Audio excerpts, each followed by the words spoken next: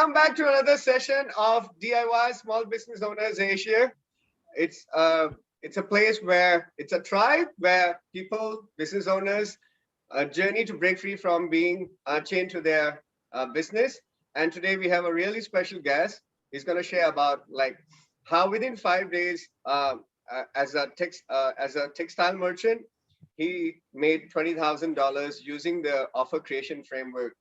So a little bit of a backstory. I think 2 weeks back, I created a campaign for myself, and I made around $4,000-5,000 within 3 days. And I wrote down the framework. It's the offer creation framework, and then I shared with people, right? And my friend here, sorry, I didn't introduce him yet. His name is Nathaphonsi Narang, and his company is called United Lace. It's a family business. It has been around for over 70 years in Bangkok, Thailand. They offer luxury embroidery and laces, and they wholesale about it. And he took the offer creation framework, he implemented it, and within 5 days, he created $20,000. Okay, so we're going to talk about that, and you can see the nuances in this. Like as business owners, you can see these nuances in the conversation and take on to implement for yourself. All right. So Kevin, and his nickname is Kevin. So Kevin, why don't you introduce yourself and give us a little bit of background? Okay, hi Raja. Thanks for introducing me. My name is Nathaphonsi Narang. My nickname is Kevin, and I have been running my family business, which is we specialize in laces and embroideries. This business has been since the time of my grandfather and has been passed on and is existing till today, which has run for over 70 years. I have been in BNI with my good friend Raja, who is also my personal mentor in BNI, who has shared tips, skills, and few business strategies with me. I've adopted the latest business strategy from one of his strategies to use in my own. Although we are in a similar industry, but if you look deep down, it's actually entirely different. He does clothing, I sell fabrics, and I'm a wholesaler. I'm not a retailer. All right, great. So if any of you don't know about BNI, BNI is the world's largest referral organization. It helps business owners like you and me. We meet up each week and give businesses to each other. So Google that up, look it up, and find out a local chapter and ask them that you want to visit. Okay, it is really, really it'll support your business, especially in the times of COVID. All right, so now I'm going to talk about the COVID, not about the COVID, about today the conversation I want to create about is like you as a business owner, right? How do you sustain business during COVID? Because many people think that, oh, it's COVID, it's the circumstance, and I cannot do anything about it. And times again, I have given you proof that it is possible. Okay, so I'm going to go over the framework that I use, and then you can see it for yourself. And if you want this framework, just message me or comments in this thing that you want this framework, and I'll DM you and then send you it over. Okay, so your undeniable offer framework, its first step is pick a specific niche. And if you're starting out, I invite you to pick old customers, all right? Because it's just you can lab test it. You can see it's a kind of a what you call a guinea pig for you to see how to run this framework. Okay, I'm going to go over the framework first, and then I'm going to ask Kevin to share from using the framework how it shows up. Okay, so I didn't share screen yet, so let me share screen with that. Okay, so your undeniable offer framework, pick a specific niche, and if it's a guinea pig, then use your old customers first. Make the offer relevant to that niche. Okay, then shift from it being a product to being an offer, and this is the most important thing to grasp. Okay, you're decommoditizing your product, and how you make it is you're the only one who can make that offer, and this is the most important thing. And we're going to have a conversation that you can see that how you can do that. And the things that comprise or construe or construct this decommoditization from product into a offer has to have these elements. One is that how does it look cheap to the eyes of your consumers? Okay, two ways to make it look cheap is, one way is you either increase its value so high that the offer is like it's a non IQ offer, like wow, if I don't take this it's stupid, or you give a huge discount, and give this down, it doesn't make a difference to anybody, so don't do that. Okay, and make the bonuses relevant, so add bonuses and make the bonuses relevant. So for example, my case, right, I create the offer, and then I made the bonuses like my for mine was a tailor-made suit, right? So I created the offer with an attractive price, and then I add the bonus of premium custom made shirt and necktie along. So it's relevant to the market I was talking to. And then put in urgency and scarcity. If you don't put in this, then the offer doesn't seem like they need it right now, okay? So you need to do that.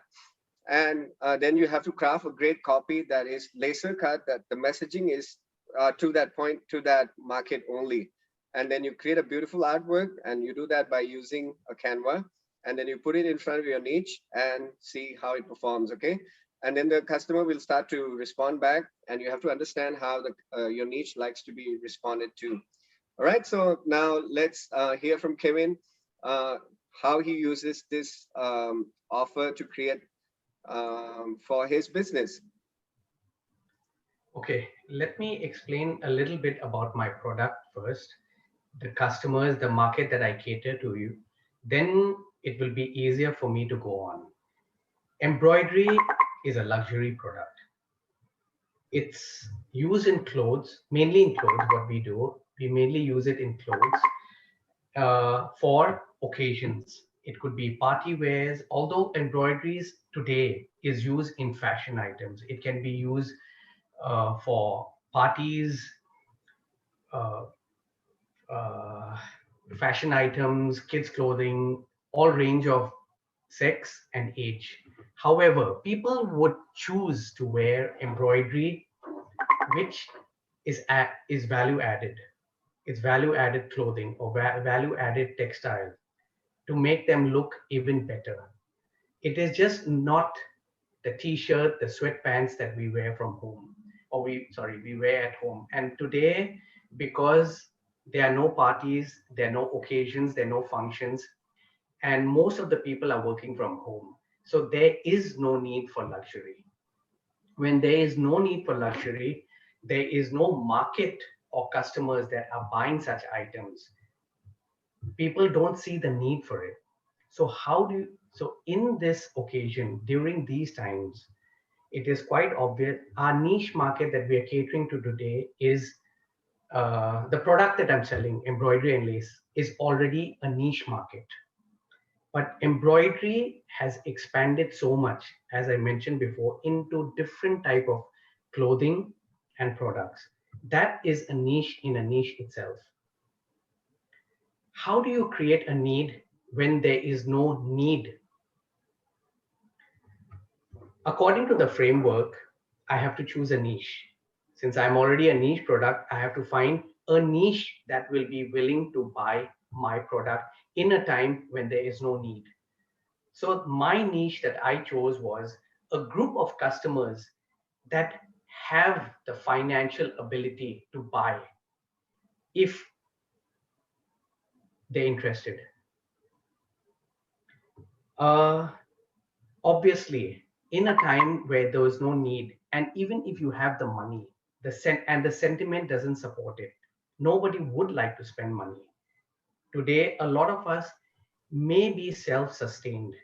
We do have enough saved up, but we would choose not to spend the money, especially in this time.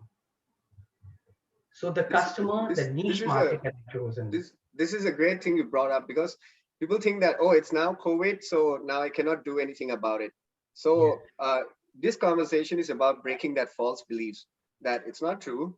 You can create money, you can create an offer that people will buy and will give you money for. All right. So Okay. what Kevin is saying is that you pick a niche, and so to pick a niche is you have to really understand the customer's needs. So he understood the customer need is that one of his segment of his market are people who are rich, who has money, and who loves to buy things on discount. Okay, so he understood that market. For me also, mine was a suit, custom suits offer, right? So I understood that people were in COVID, so they wanted to wear something after they come out of COVID because their body shapes would change. So I created an offer catering to that market, that you can claim um, your offer, you can claim your package within the end of this year. So that allows them the time to get that offer but not use it yet. You have to really understand the pain point of your market to create an offer. All right, Kevin?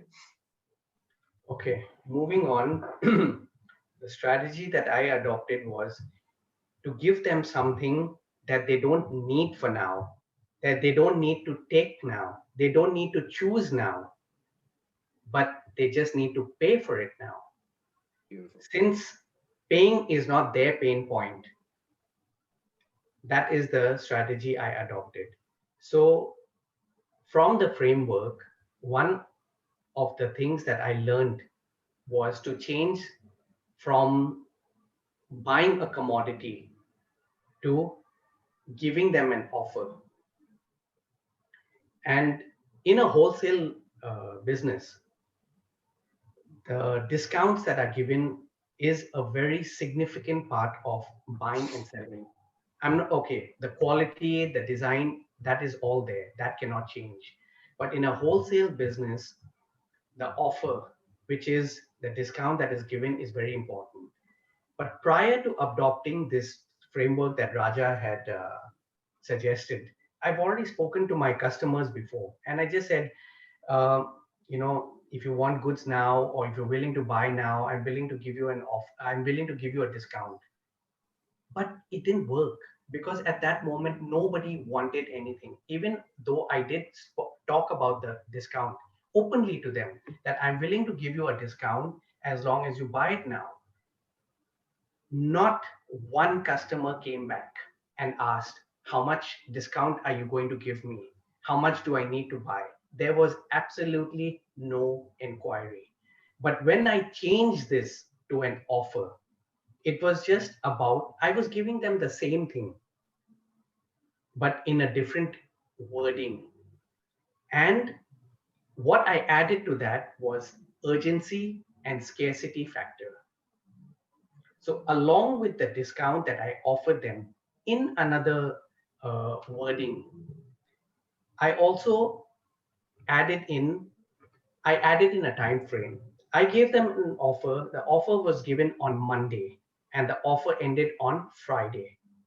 Well, the time frame is not enough. I created even more scarcity by saying that I am giving it only to the first 10 customers.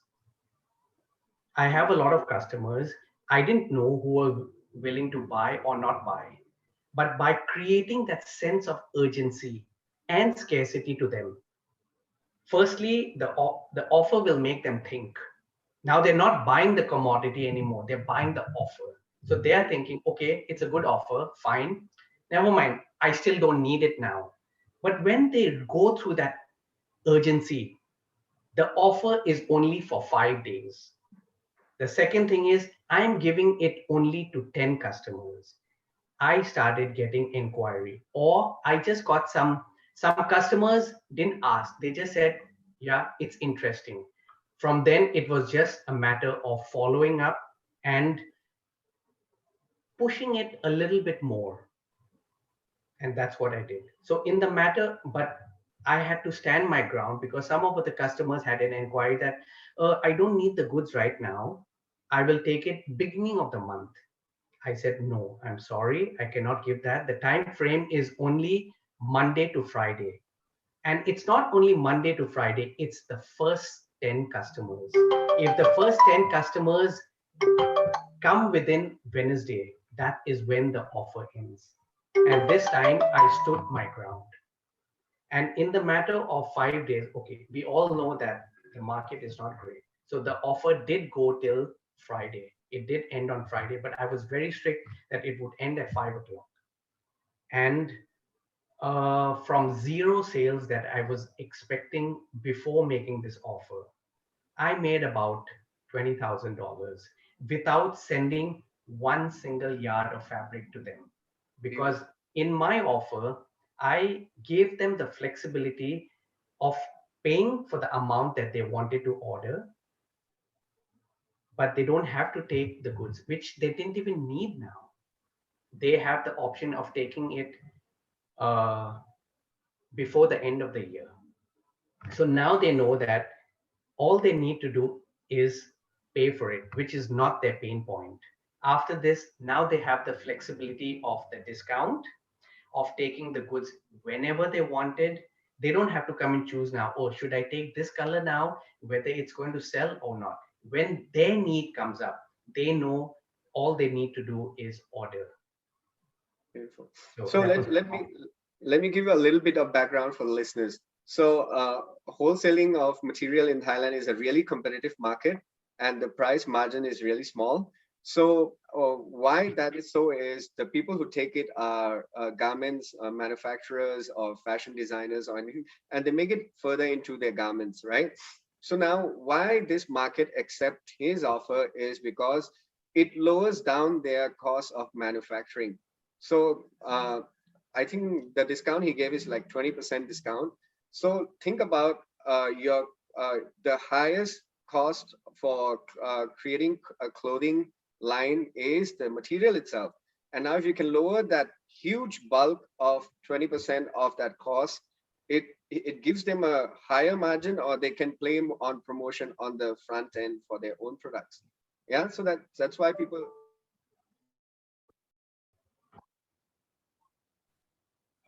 yeah, Raja. Hi. Hello, am I Yeah, back? yeah, you're back. It was disconnected just now. Yeah. All right. So to continue the conversation, so that's why the bulk of the market is discounted. Wait, let me see if everything is functioning. Okay.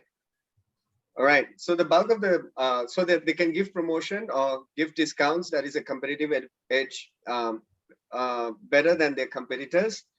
All right. So that's one set. And if you look, right, what's so beautiful about this is Kevin himself did not make make any investment into the cost of goods yet. He hasn't sent the product, he hasn't utilized the logistics, nothing at all. But he got all the money up front.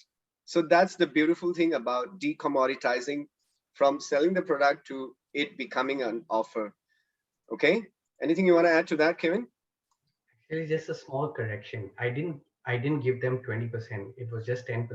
I Okay. just can't afford to give anybody 20% in wholesale uh, Yeah. business. I'll be wiped out. Yeah, so that's how competitive the wholesale market in Thailand is. And can you see that just 10%, uh, it urges how much the people to buy?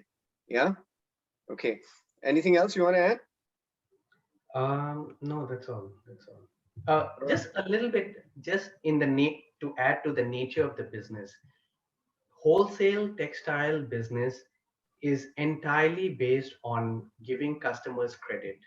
The earliest Oh, payment, the earliest payment that you can get from a customer is 30 to 40 days. That's the earliest.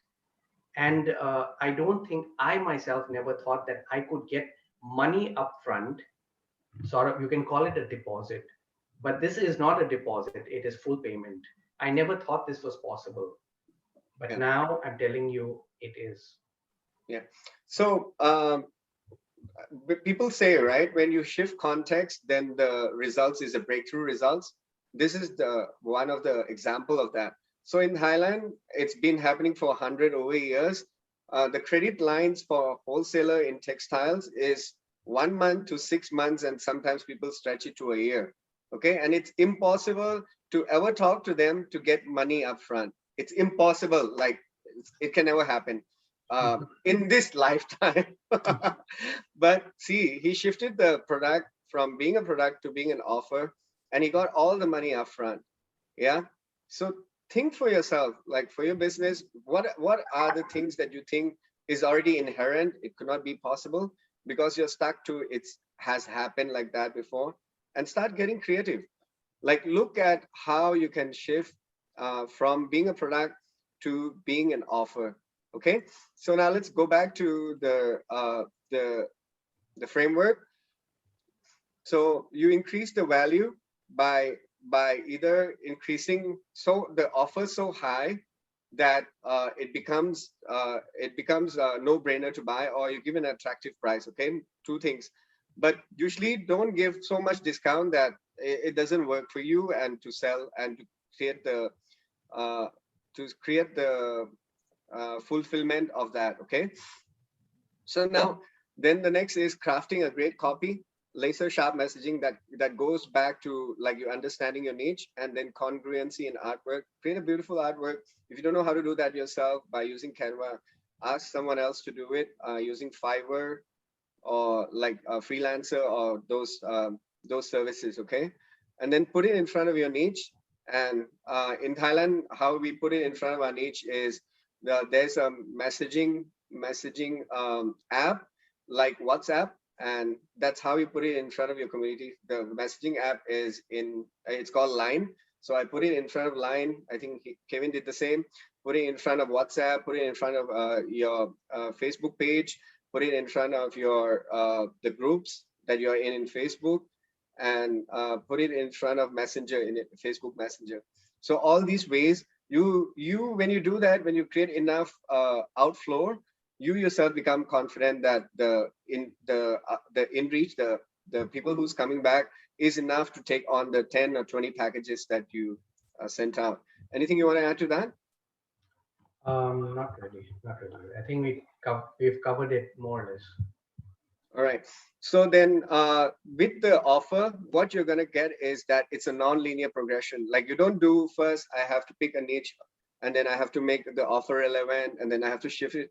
No, it comes together as a holistic thing. Like the nature of it is that, yes, it construes these elements, but it's not like, oh, this is one thing and one thing and one thing. It's a holistic approach to the whole thing. And with that offer, usually you'll get new customers along. So getting new customers means that customer, like people think that when you sell, right, you're just selling that one time to that customer. No, you have to think from customer lifetime value.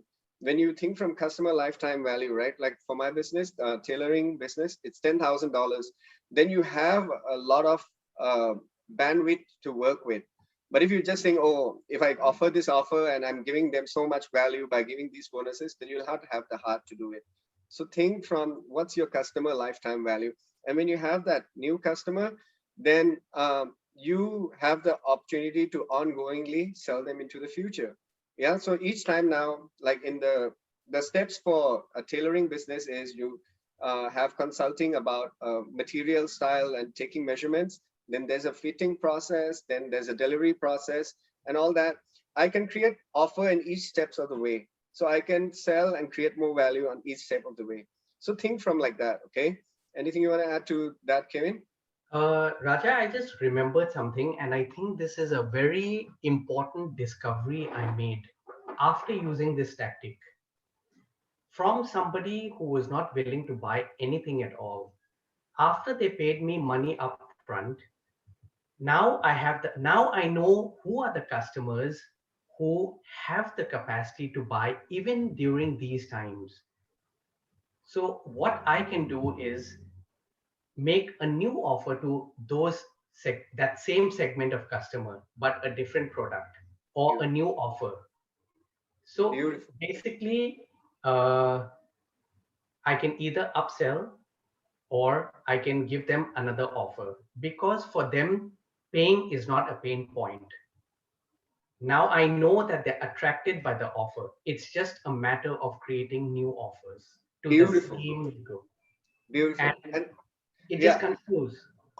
that's what I want all the business owners to get, what he just shared. Okay. It's not about your product. It's about how creative you can be with your offer. Because if I tell you, I'm going to give you a Mercedes Benz for $1,000, won't you buy it? It's that way. Think from like that. How can I create an offer? It's a no brainer for the customers to buy. Yeah. Good point. Now I'm going to share the offer I created, and you can see all these things at work. It's in Thai, but I just want to give you a gist of what it looks like. Okay, just give me a second. So this is my offer. It says here, shock sale, one time a year. This is going to happen. So that's the urgency there. That's the scarcity there. You're not going to get it again in this year. And then I make the price attractive, right? So 12,000 baht a suit, you get it for 4,999, which is around 5,000 baht. Yeah. And then I said, you get bonus of custom made shirt along, plus a premium necktie along. And then I created these bonuses along, like these, you have consulting at your home. The suits can be done in 4 days. It can be claimed during the year anytime. And then here's my urgency factor. It says, these are only 20 packages. If you want to take it now, and it's available. And I think I put it from like 14 to 17 June. So it's available in till 9 p.m. on 17 June. Until like 18 June, people are still inquiring in, and I have to stop the offer. So look at that. Look at how the congruency of the artwork, the beautifulness, how it all ties together, how the messaging goes out. Yeah. Look at like this and think for yourself, like, if I'm going to create my product, shift it from being a product to being offer, what is possible? And take on, maybe you don't get it first time, maybe you don't get it second time, but once you take on this skill set and you start becoming start mastering it, start applying it, start approaching it from it being an offer instead of a product, things would open up and you'll start having fun. All right. So I really urge you, I really invite you to look into how to create irresistible offer, your undeniable offer for your business. Anything you want to add, Kevin? I think that's it. That's it. We've covered all. All right, guys. So that's it for today. I hope you got value. And if you have anything, you can comment downstairs or contact me. And I'll leave. And if you're interested in learning more about or exploring some collaboration with Kevin, I'll leave his email in the comment section, in the description section, and you can contact him. Okay. All right. That's it for today. Kevin, you want to say any last words? No, thank you very much for having me here and giving me the opportunity to share my experience with other business owners. All right. Take care, guys. Bye.